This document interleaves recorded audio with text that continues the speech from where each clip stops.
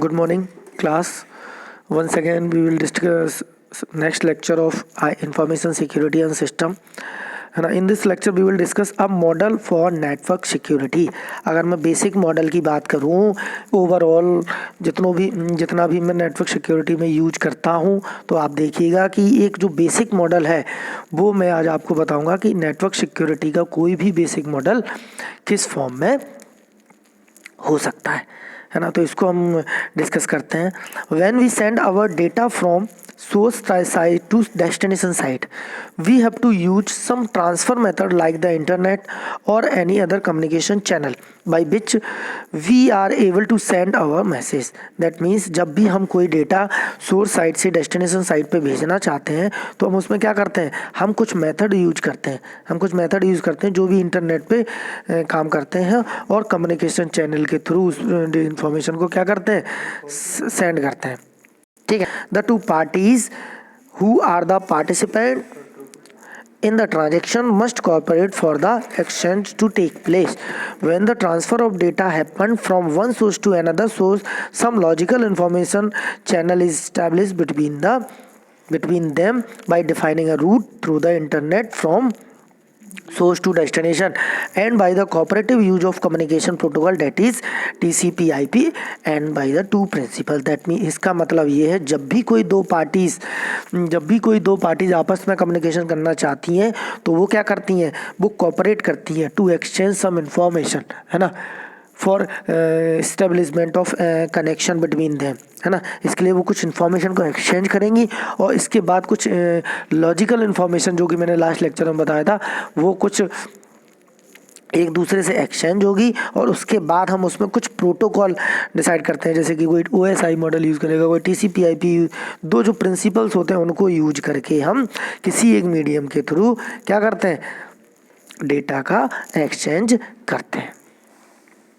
ठीक है. अगर मैं सिंपल नेटवर्क, कंप्यूटर नेटवर्क की बात करूं कि कोई भी जो कंप्यूटर नेटवर्क है उसमें जो डेटा का एक्सचेंज होगा वो ऐसे ही होगा. ठीक है. चलिए आगे बढ़ते हैं. A security related transformation on the information to be sent. Example include the encryption of the message which scrambles the message so that it is unreadable by the opponent, and the addition of a code based on the content of message which can be used to verify the identity of sender. That means आपको जो diagram दिखाई दे रहा होगा इसमें मैं आपको समझाऊं कि there is a sender, it will generate a message those who want to send to receiver. So this message is applied on some security related transformation algorithms or methods, है ना. Then this algorithm convert it into secure message, है ना.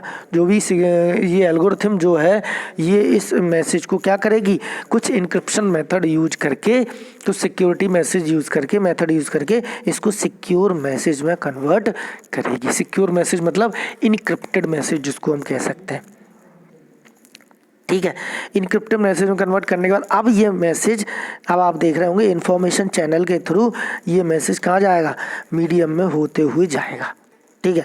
जब ये receiver side पे पहुंचेगा तो ये सिक्योर मैसेज उसी एल्गोरिथम पे अप्लाई होगा और वो एल्गोरिथम क्या करेगी, वो एल्गोरिथम उस मैसेज को डिक्रिप्ट करेगी. डेट मीन्स उस सिक्योर मैसेज को कन्वर्ट करेगी किसमें, केवल मैसेज में, जो भी मीनिंगफुल मैसेज था उसमें. ठीक है. और रिसीवर रिसीव कर लेगा, है ना. तो this is a basic model for network security. एक यहाँ नई चीज आप और देख रहे हैं, trusted third party, that is arbiter distributor of secret information. इसमें आप देखिएगा कि ट्रस्टेड जो थर्ड पार्टी है वो इन तीनों एक्टिविटीज़ को नज़र बनाए रखे है. ठीक है. जैसे कि आप देखिएगा वो सेंडर से डबली साइड कनेक्टेड है ना. तो इसमें आप देखिएगा कि सेंडर जो भी प्रोटोकॉल यूज़ करेगा उसकी वो इन्फॉर्मेशन उसके पास रखेगा, है ना. मीडियम पे इसका एक्सेस रहेगा, इन्फॉर्मेशन चैनल पे, है ना. और जब वो रिसीवर पे पहुंचेगा तो भी इसका वो रहेगा, कंट्रोल रहेगा. अब इसको एग्जांपल से हम समझते हैं कि मान लो हम व्हाट्सअप की सर्विसेज एप्लीकेशन यूज़ कर रहे हैं, तो आप देखिएगा कि व्हाट्सअप की एप्लीकेशन मैं यूज़ कर रहा हूँ तो व्हाट्सअप की एप्लीकेशन सामने वाला भी यूज़ कर रहा है, तो आप देखिएगा जो ट्रस्टेड थर्ड पार्टीज है व्हाट्सअप, है ना, व्हाट्सअप सर्वर, वो हमें भी कंट्रोल कर रहा है, हमारे मैसेज को, सामने वाले के मैसेज को कंट्रोल कर रहा है. और जो मीडियम जो है सिक्योर चैनल जो है उसको भी वो कहीं ना कहीं कंट्रोल कर रहा है। ठीक है, तो this is a trusted third party. Trusted word इसलिए आया है, ट्रस्टेड आपको ये शो कर रहा है कि वो आपकी इन्फॉर्मेशन को क्या करेगा, लीक नहीं करेगा। ठीक है, ट्रस्टेड अगर केवल हम थर्ड पार्टी लिखते हो तो थर्ड पार्टी का मीन कोई ट्रस्टेड या अनट्रस्टेड या कोई अनऑथराइज एक्सेस भी हो सकता था, लेकिन ट्रस्टेड वर्ड हमने इसलिए शो किया कि आपको ट्रस्ट है, आपकी इन्फॉर्मेशन क्या है, सेफ है, सुरक्षित है।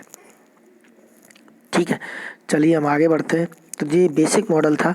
इसके बाद हम देखते हैं some secret information shared by two principals and it is hoped unknown to the opponent. An example is an encryption key used in conjunction with the transformation to scramble the message before transmission and unscramble it on reception। ठीक है, opponent मतलब कोई भी fourth one, है ना। Third party तो आपकी trusted थी, लेकिन जो भी कोई फोर्थ वन एक्टिविटीज़ होगी, फोर्थ वन जो एलिमेंट होगा वो आपके मैसेज को क्या ना कर पाए, डिस्टर्ब ना कर पाए, कोई भी ट्रांसफॉर्मेशन ना कर पाए, स्क्रैम्बल ना कर पाए। ठीक है, a trusted third party may be needed to achieve secure transmission. For example, a third party may be responsible for distributing the secret information to the two principals while keeping it from any opponent, or a third party may be needed to arbitrate dispute between two principals concerning the authenticity of a message transmitted। that means जो trusted third party है वो ही achieve करेगी, है ना, वही achieve करेगी कि वो सिक्योर कम्युनिकेशन के लिए क्या हो, जिम्मेदार हो, है ना, क्योंकि विदाउट ट्रस्टेड थर्ड पार्टी के हम ये पॉसिबल हो ही नहीं सकता है ना। जैसे कि हमने कोई मैसेज भेजा तो हमारा मैसेज सबसे पहले ट्रस्टेड थर्ड पार्टी के पास ही जाएगा, है ना, लेकिन वो अपने एंड पे उस चीज़ को सिक्योर रखेगी। ठीक है, तो ये आपका सिंपल हो गया। इसके बाद देखिएगा, the general model show that there are 4 basic task in designing a particular security service. अगर कोई मुझे सिक्योरिटी सर्विस डिज़ाइन करनी है तो मैं कुछ बेसिक टास्क जो हैं वो बताता हूँ। Design an algorithm for performing the security related transformation. The algorithm should be such that an opponent can not defeat it's purpose. जैसे कि हमने ऐसी कोई एल्गोरिथम डिज़ाइन की जो ओपोनेंट है, मतलब जो इलीगल एक्ट अनऑथराइज यूजर है, वो आपके उस मेथड को क्या कर पाए, डिफीट ना कर पाए, है ना। ऐसा नहीं कि अपने कुछ भी बना दिया और लोगों ने उसको डिफीट करके उसको एक्सेस कर लिया, टैप कर लिया। ठीक है, generate the secret information to be use with the algorithm. उसके बाद हम सीक्रेट इन्फॉर्मेशन को यूज़ करेंगे उस एल्गोरिथम पे। ठीक है, develop method for the distribution and sharing of the secret information. ठीक है, इसके बाद हम कुछ मेथड को डेवलप करेंगे जो क्या करेंगे, सीक्रेट इन्फॉर्मेशन को शेयर करने के लिए बिटवीन टू नोड्स रेस्पॉन्सिबल होंगे। इसके बाद अगर मैं बात करूँ, specify a protocol to be used by the two principles that make use of security algorithm and the secret information to be achieved a particular security service। उसके बाद हम उस पर्टिकुलर कोई प्रोटोकॉल यूज़ करेंगे जो किसी पर्टिकुलर ऑपरेशन को करवाने के लिए क्या होगी, रेस्पॉन्सिबल होगी, जिम्मेदार होगी, है ना। तो बेसिकली हमने इस लेक्चर में आप लोगों से एक ये डायग्राम, और आप समझिए आपको दिख रहा है network access security model. In this diagram opponent, है ना, मे बी अ ह्यूमन और अ हैकर और अ सॉफ्टवेयर और वायरस ऑफ बॉम्ब्स, है ना। उसके बाद एक्सेस चैनल होगा। उसके बाद आप देखिएगा कि there is a gatekeeper function, that means security constraint, जो आपको ये बताएगा कि आप इसको एक्सेस कर पाएंगे कि नहीं। और अगर इंफॉर्मेशन सिस्टम की बात करूँ तो इसमें there are some types of information like computing resources. Computing resource means processors, memory, input output, है ना, data, processes, software, internal security controls. तो these are the some information system. Opponent want to access this types of information, है ना। तो अगर कोई opponent होगा, कोई अनऑथराइज पर्सन होगा, तो वो इस इंफॉर्मेशन को एक्सेस करना चाहेगा। ठीक है, तो ये यहाँ से सिंपल एक नेटवर्क एक्सेस सिक्योरिटी मॉडल बताया है कि ऐसे ही कोई ओपोनेंट क्या करेगा, किसी भी उसको एक्सेस करना चाहेगा, फैच हैक करना चाहेगा। ठीक है, अगर आपको इसमें कोई डाउट हो तो आप पूछ सकते हैं।